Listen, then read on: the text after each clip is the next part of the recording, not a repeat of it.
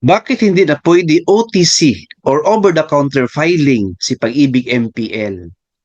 Answer, una-una friends, salamat po sa panonood ng videong ito. Short video lang po ito at ito ay 889 YouTube video sa channel natin. Please watch the full video. Ito na po yung sagot. Yes friends, over-the-counter ay hindi na po allowed sa Pag-ibig MPL. Online filing na po tayo. Bakit? Kasi compliant na si Pag-ibig Fan sa e-commerce law. Just like SSS and GSIS, 'di ba? Online transactions na sila, online filing, online payment.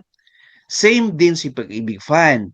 Kaya dito, for example, sa Davao branch, ay hindi na allowed ang over-the-counter filing sa Pag-ibig MPL. Hindi na po tinatanggap. Online filing na po. So saan tayo mag-online filing sa Pag-ibig MPL? Virtual Pag-ibig Fan. Yes friends, may apps po si Pag-ibig Fan or website. Doon tayo papasok. So ano ba ang nandyan sa Virtual Pag-ibig Fan? Ito po. So merong 6 online services si Virtual Pag-ibig Fan. Number 1, be a member. So kung hindi ka pa member and gusto mo magpa-member sa Pag-ibig Fan, dyan tayo mag-click. Number 2, view records. Kung gusto niyo makita yung records niyo, contributions, loan payments, loan status, ilang years kayo member, how much yung loanable amount, how much yung tab niyo, total accumulated value, how much yung dividends niyo, diyan makikita po sa Virtual Pag-ibig Fan. I-click nyo lang po yung View Records. And number 3, apply for a short-term loan or NPL. Yung kanina na tanong, diyan tayo mag-apply online ng Pag-ibig MPL. I-click lang po natin yan.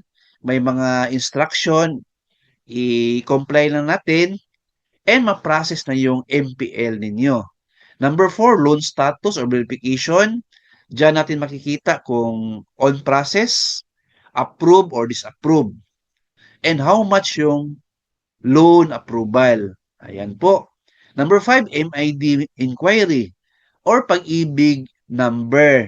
Diyan din makikita kung anong MID number ninyo or pag-ibig ID number. And lastly, pay online. Yes, friends, si Pag-ibig Fan ay nag-encourage din ng online payments na sa payments.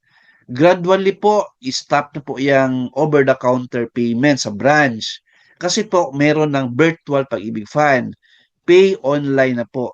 Diyan din tayo magbayad ng contribution, housing loan, and multipurpose loan. Ayan po. So, hope na nasagot natin ang question. Please like, share this video, and subscribe my YouTube channel. Thank you, God bless, and 2 thumbs up.